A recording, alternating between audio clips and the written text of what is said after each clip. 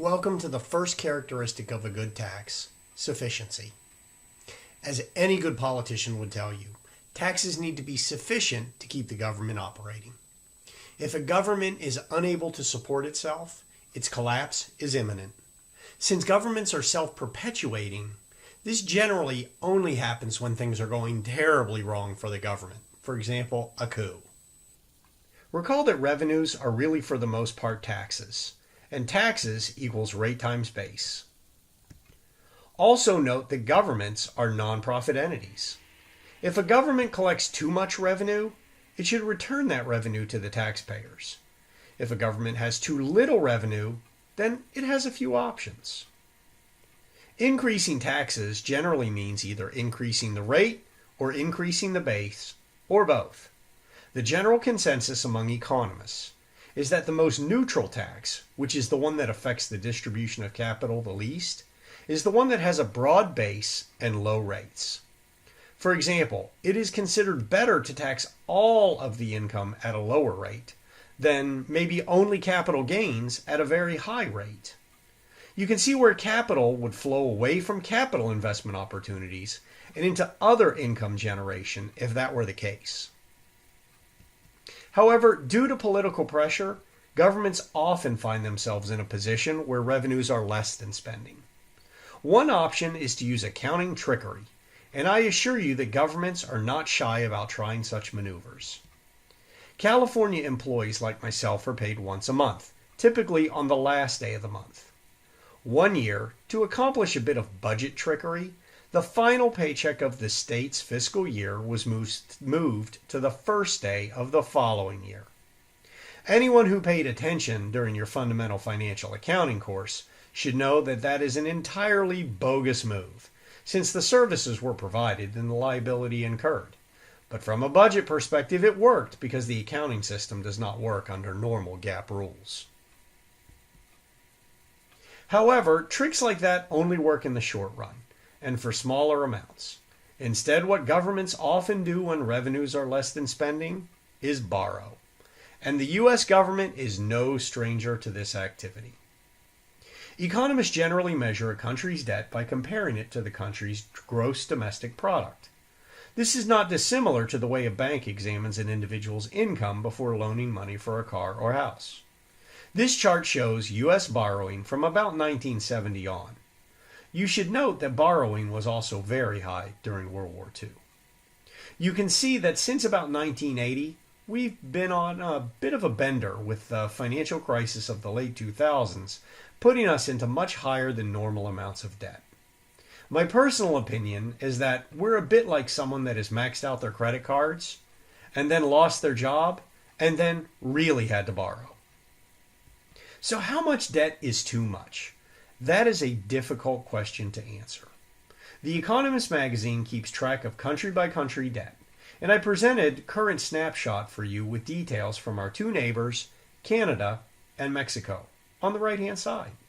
You can see we have a great deal more debt per capita than Mexico, but not a lot more than Canada.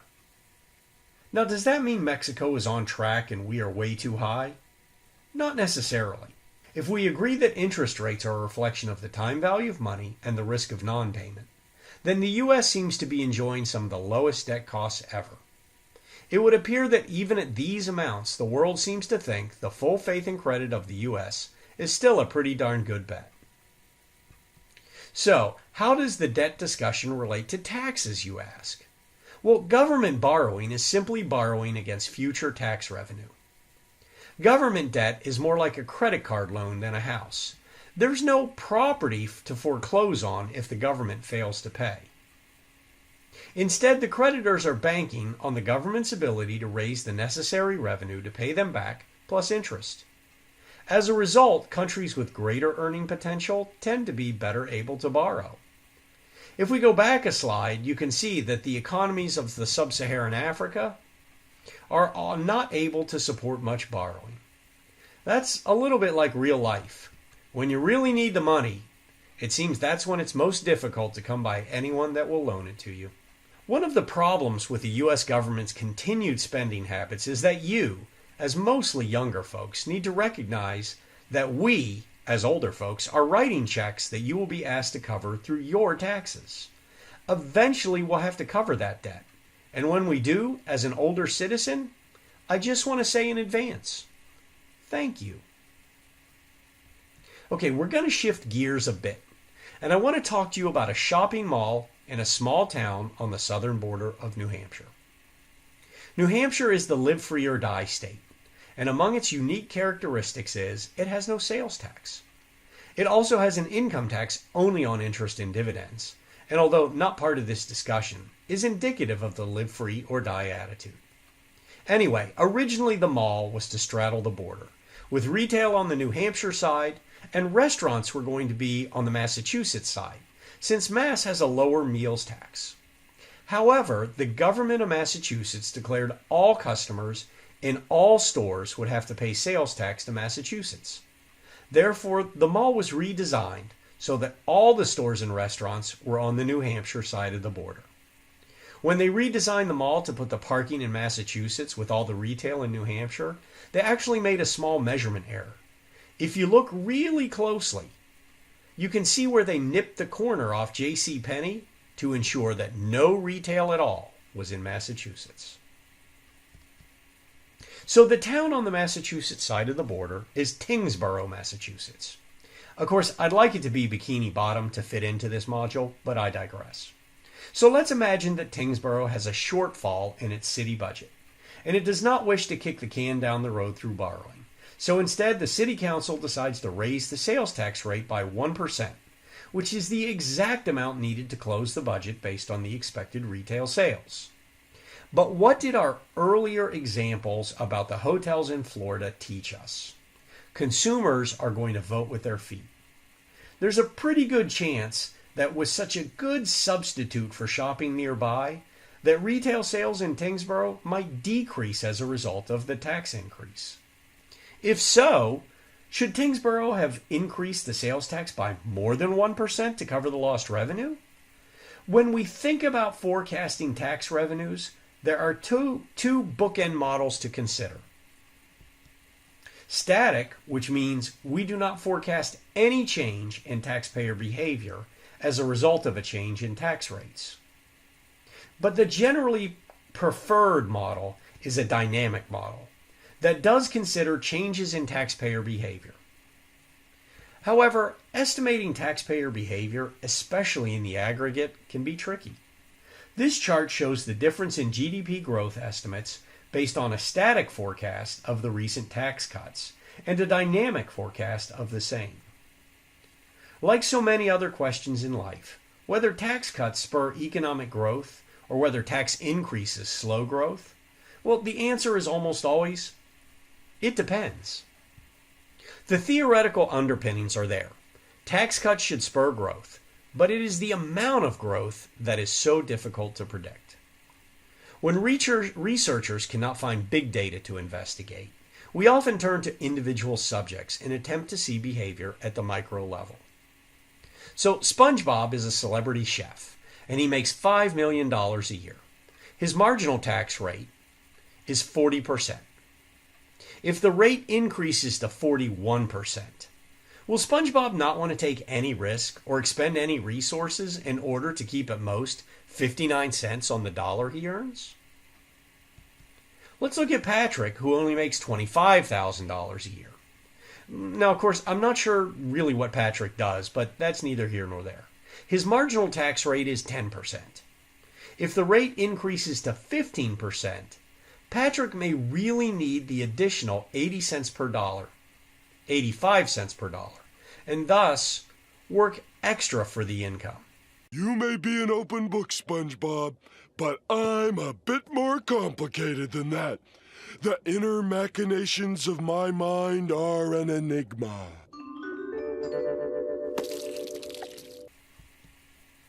SpongeBob's need for the additional money is likely to be lower than Patrick's, who is living paycheck to paycheck.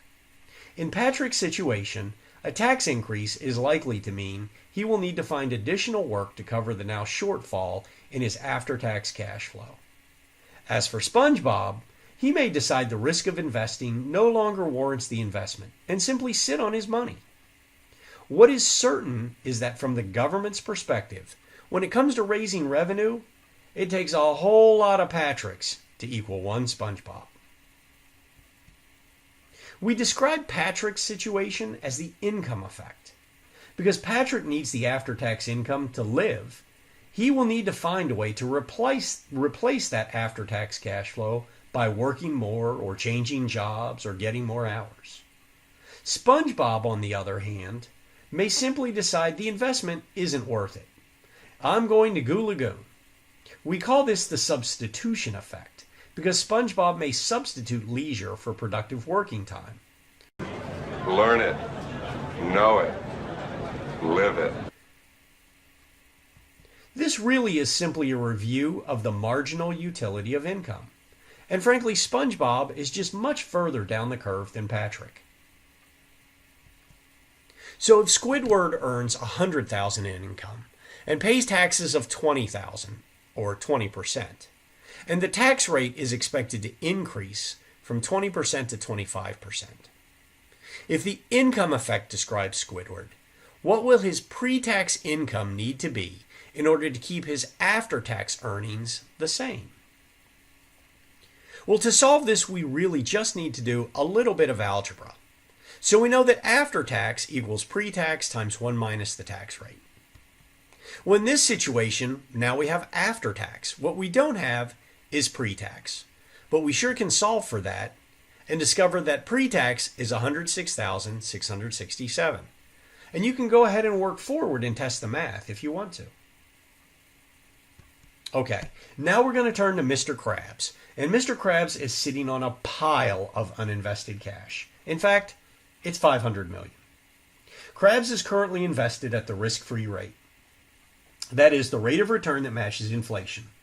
There's no additional return for any risk being assumed by Krabs. However, Krabs has decided he's seeking a higher return and knows that to achieve that higher return, he will almost certainly have to take on some risk. But at least he knows he will be accommodated for doing so with a higher return. Taxes serve as a drag on that return because we know that pre-tax minus tax equals after-tax. So for any positive tax, after-tax returns are lower. So at what tax rate will Krabs decide the risky investment is no longer worth it? At a 0% tax rate, since taxes wouldn't matter, they'd have no effect. At a 100% tax rate, Krabs wouldn't keep anything, so he's extremely unlikely to invest. At an 80% tax rate, which existed, by the way, prior to 1986, Krabs keeps only a small amount of return. In fact, so little that he might deem the investment worthless. At a 50% tax rate, Krabs keeps half and the government takes half. And somehow that just doesn't feel fair. Research shows that tax rates somewhere around the 40 to 50% mark is where people start to get uncomfortable with their after-tax return and won't make the investment. Now, does that mean the tax rate should be 40 or 49%? Well, that's really hard to say. Because the U.S. economy runs on risky investments, we must have a system that encourages risky investment, and that means after-tax cash flows. As mentioned previously, presidential tax plans have not had the effects on economic growth that are often anticipated, especially by that administration. The current fiscal policy being espoused by the Fed seems to have a much greater effect, and tax plans should be put lower on the hierarchy and maybe more time spent on government spending plans. What better way to close this video than a heartfelt thanks for paying my salary, my health care, and retirement through your current and future taxes. Did I already say thank you?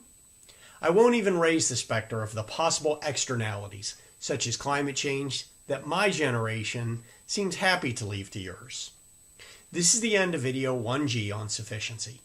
Our next video continues the discussion of good taxes by looking at fairness. Let the politics begin. Thanks for watching.